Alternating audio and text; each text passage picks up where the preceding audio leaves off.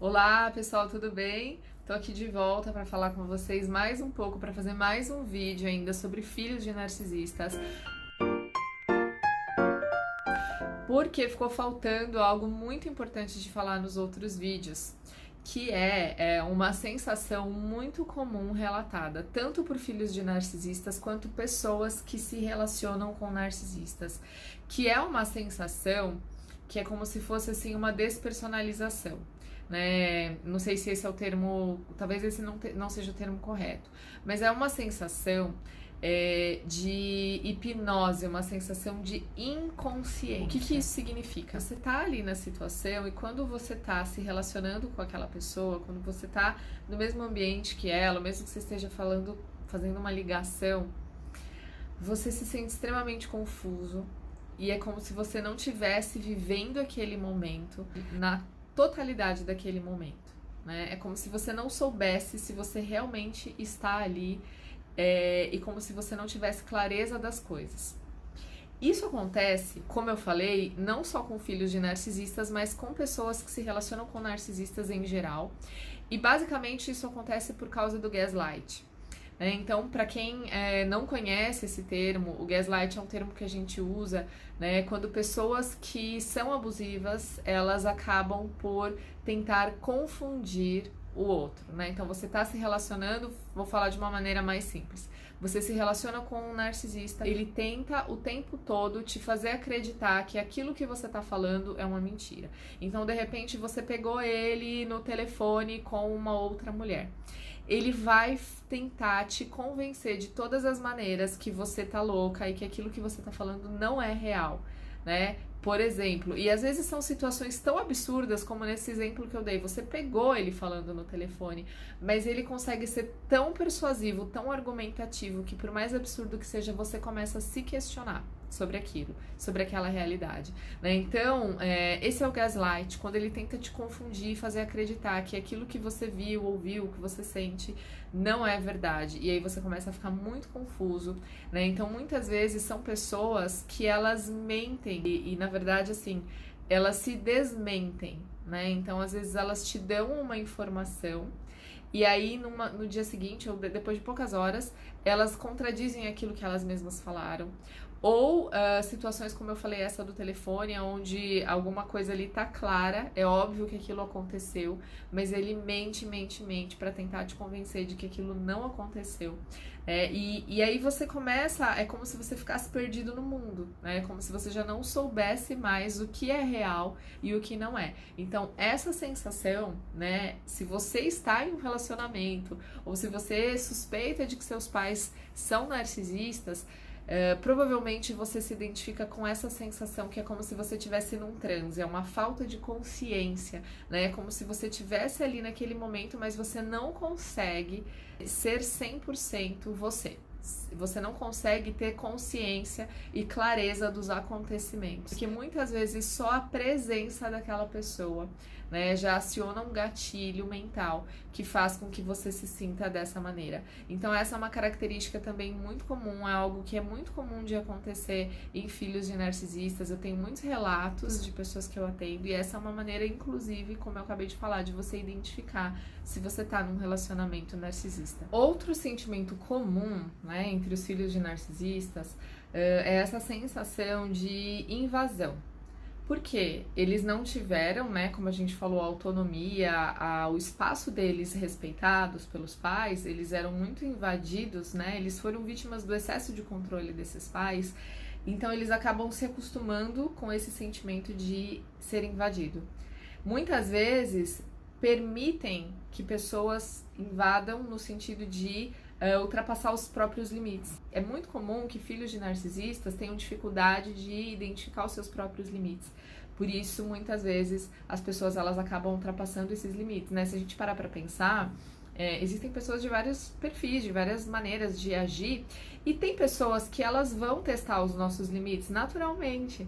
O que acontece nós temos que dar esses limites pro outro, né? O outro ele não sabe o nosso limite se a gente não der pra ele. E filhos de narcisistas normalmente eles acabam não conseguindo identificar os próprios limites, então muitas vezes é muito comum, né, que pessoas do próprio convívio ultrapassem esses limites. E aí isso potencializa justamente essa sensação de invasão, essa sensação de estar sendo invadido pelo outro. Isso pode resultar, né, em uma compensação.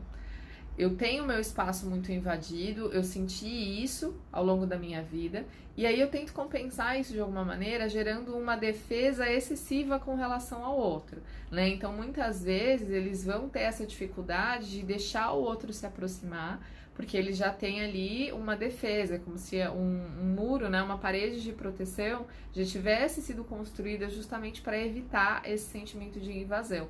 E aí é difícil perceber isso, porque parece que a gente está só se protegendo, né? Parece que a pessoa está só se protegendo, mas muitas vezes ela acaba realmente não permitindo com que o outro se aproxime, não permitindo que as relações elas se tornem íntimas, né? E aí acaba deixando de viver muitas vezes relações saudáveis, porque a gente constrói esse muro, porque a gente atribui, né, como se a gente precisasse se proteger de todas as pessoas, quando na verdade a gente só precisa se proteger de algumas. E aí muitas vezes a gente tem uma percepção, uma crença sobre amizade, sobre relacionamentos muito nociva, porque afinal de contas muitas pessoas me foram invasivas, né, ultrapassaram os meus limites. E quando eu me fechei, eu não dei oportunidade de desenvolver relacionamentos saudáveis que vão desconstruir essa crença, né? Que vão ressignificar essa crença.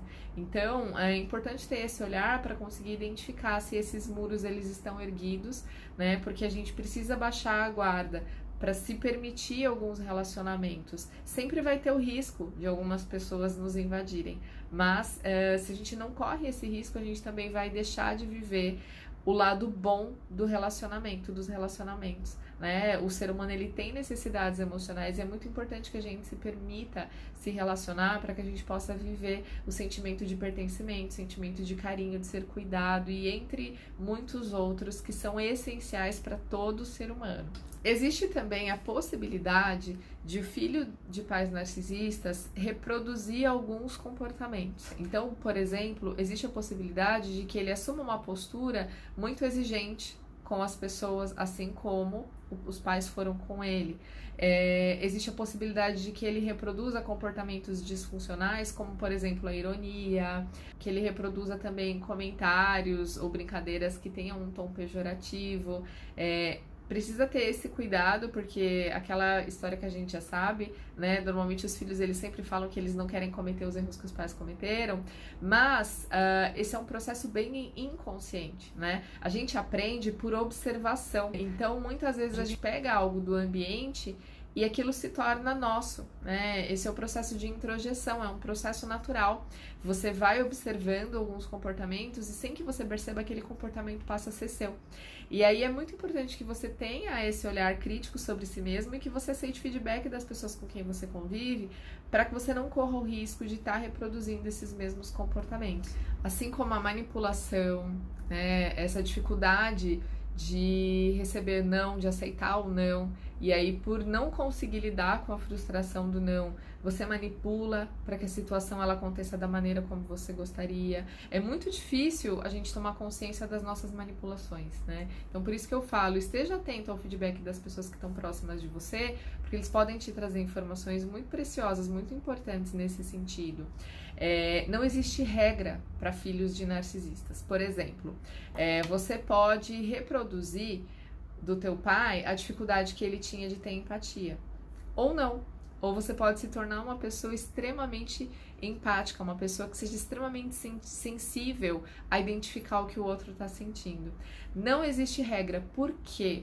Porque existe um fator que é o fator temperamento. O temperamento ele é inato, a gente já nasce com ele. Então, de acordo com o nosso temperamento e as experiências que a gente tem, é que acontece essa mistura e aí a gente vai desenvolver alguns padrões ou não. Então, existem filhos de pais narcisistas que podem ser extremamente sensíveis ao que o outro sente, ou existem filhos que podem sim reproduzir a ausência de empatia, a falta de empatia, né? Essa dificuldade de entender o que o outro está sentindo, se sensibilizar, se vulnerabilizar para aquela pessoa, porque não foi um comportamento aprendido, né? Então, se ele não tem aquilo no temperamento dele e ele não teve a oportunidade de aprender aquilo no ambiente, muitas vezes ele simplesmente reproduz aquilo porque ele não teve a oportunidade de aprender.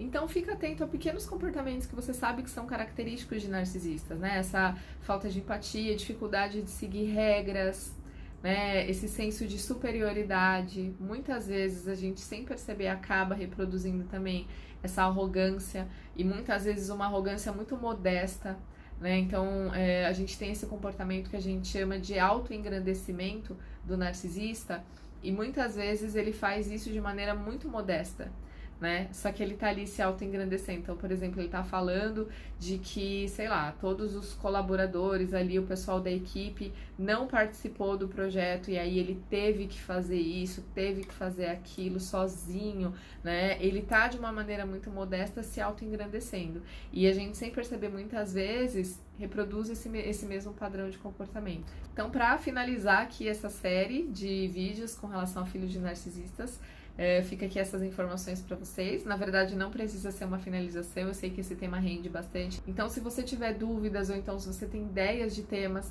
pra gente trabalhar aqui nesse canal, pode se sentir à vontade para enviar aqui para mim.